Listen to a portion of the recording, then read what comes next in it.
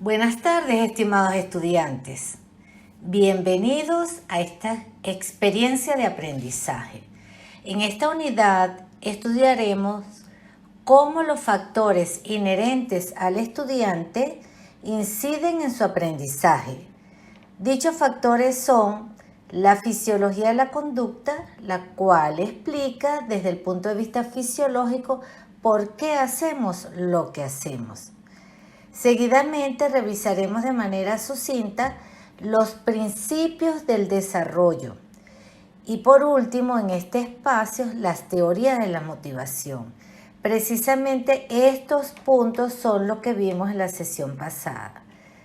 Ahora bien, como esta unidad abarca varios aspectos, en esta cuarta sesión de clase continuaremos revisando los factores cercanos al estudiante que inciden en su aprendizaje. En esta oportunidad revisaremos lo referido al temperamento del niño, su familia, mediadores pedagógicos e instrumentales y el momento histórico que le corresponde vivir.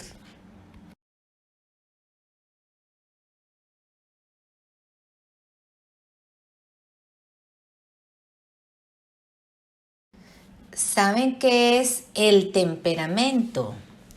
En la lámina pueden ver la descripción de los tipos generales del temperamento. ¿Cómo lo pueden observar en el aula? Lo interesante es que el temperamento es la base de nuestra emocionalidad, la cual se va forjando en la interacción, en primer lugar, en la familia y luego en la escuela. Los invito a que amplíen la información en la bibliografía sugerida.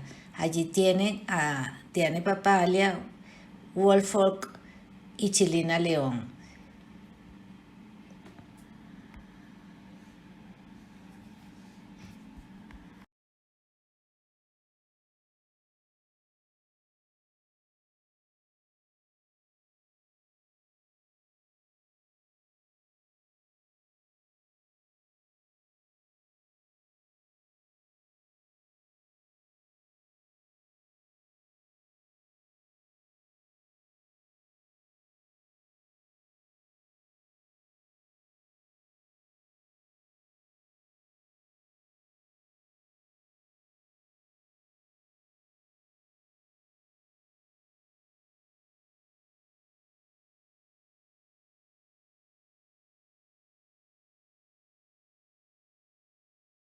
En esta lámina vamos a ver las teorías de la inteligencia. Ahora bien, ya dijimos que la inteligencia es una capacidad. Ok, ahora, ¿es así o cómo es que vamos a describir y a definir la inteligencia? Bueno, la inteligencia ha sido estudiada desde diferentes perspectivas. De allí surgen dos grandes categorías, las teorías iniciales y las más recientes. Las iniciales agrupan a las teorías de Spearman, Thurston y Cattell. Ellos hablan de diferentes capacidades, pero en términos generales dice que son o una gran capacidad que se evidencia en las distintas acciones del individuo o tres grandes capacidades que si son inteligencia práctica, inteligencia creativa, la que le sirve la inteligencia matemática, pero todas estas inteligencias o estas teorías, mejor dicho, lo común de ellas es considerar a la inteligencia como la capacidad para resolver problemas y en especial a las que se necesitan para estar en una escuela, porque anteriormente se quería ubicar a los estudiantes, darles las posibilidades de estudio a aquellos que fuesen como más capaces. Entonces se aplicaban unas pruebas de inteligencia para ver cómo podían ponerlos en diferentes grupos con el propósito de facilitarles en los estudios aquellos que fuesen muy brillantes, que resolvieran problemas matemáticos o tuviesen habilidad del lenguaje, Entonces, de esa manera, las pruebas tenían ese alto contenido. Pero a lo largo de la historia surgieron otros autores y por eso se habla de las perspectivas recientes. ¿Cuáles son estas teorías de las perspectivas recientes? Bueno, tenemos a Robert Sternberg, Howard Gardner y Daniel Goleman. ¿Qué es lo novedoso de estos autores? Bueno, que consideran más de una capacidad. Por ejemplo, la teoría de Sternberg se le dice triárquica. ¿Por qué? Porque habla de 3 tipos de inteligencia: inteligencia analítica, inteligencia creativa e inteligencia práctica. La analítica, como su nombre lo dice, servía para analizar, estudiar cómo se resuelve un problema, mientras que la inteligencia creativa tenía más relación con el hecho de crear, de innovar. Y la práctica era básicamente resolución de problemas comunes, eso que llamaba Piaget adaptarse al medio. Entonces, con esta inteligencia práctica, el sujeto resolvía situaciones de su vida diaria que no necesariamente estaban relacionadas con resolver problemas matemáticos. Ahora bien, otro autor que revolucionó la psicología, en especial lo referido a las inteligencias, son las múltiples inteligencias de Gardner, Howard Gardner. Él habla de inteligencia naturalista, interpersonal, lógico-matemática, espacial, intrapersonal, corporal kinestésica, musical y lingüística. Y muchos hablan que hay una novena inteligencia que es la ecológica. Y por último tenemos a Daniel Goleman, que es lo más innovador en el sentido que le da alta prioridad y énfasis a lo que es el aspecto emocional, que es la inteligencia emocional.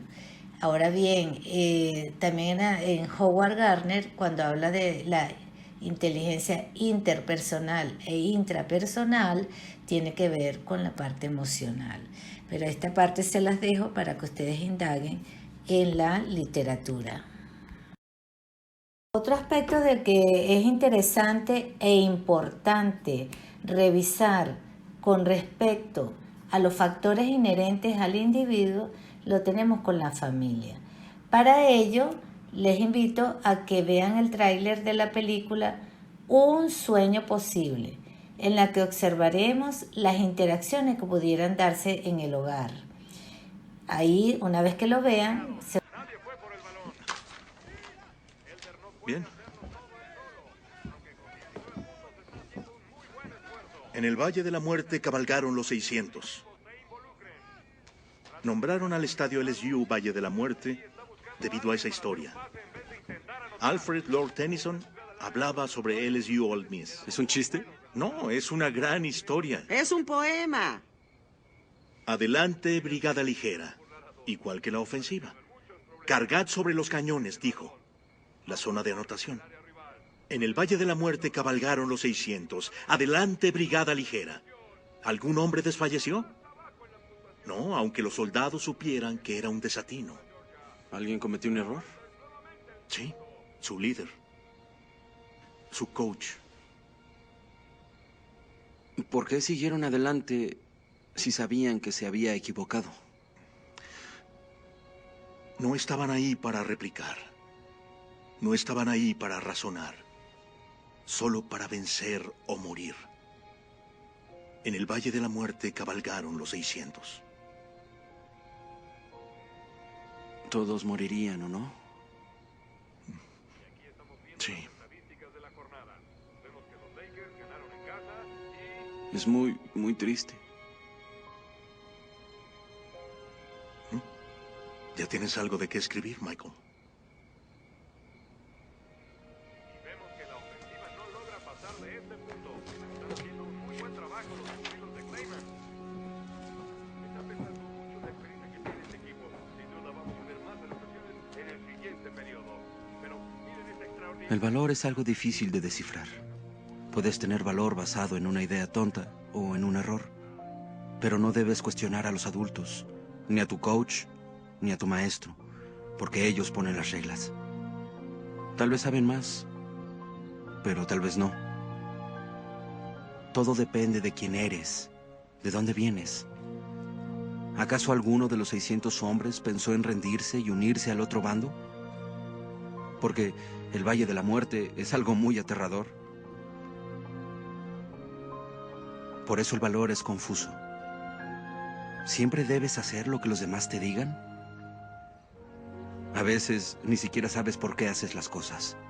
Digo, cualquier tonto puede tener valor. Pero el honor es la verdadera razón por la que haces o dejas de hacer algo. Es lo que eres y tal vez lo que quieres ser. Si mueres en busca de algo importante, tienes tanto honor como valor. Y eso es muy bueno. Creo que a eso se refería el escritor, que debes anhelar el valor y buscar el honor. Y tal vez rezar porque la gente que te dice qué hacer también los tenga.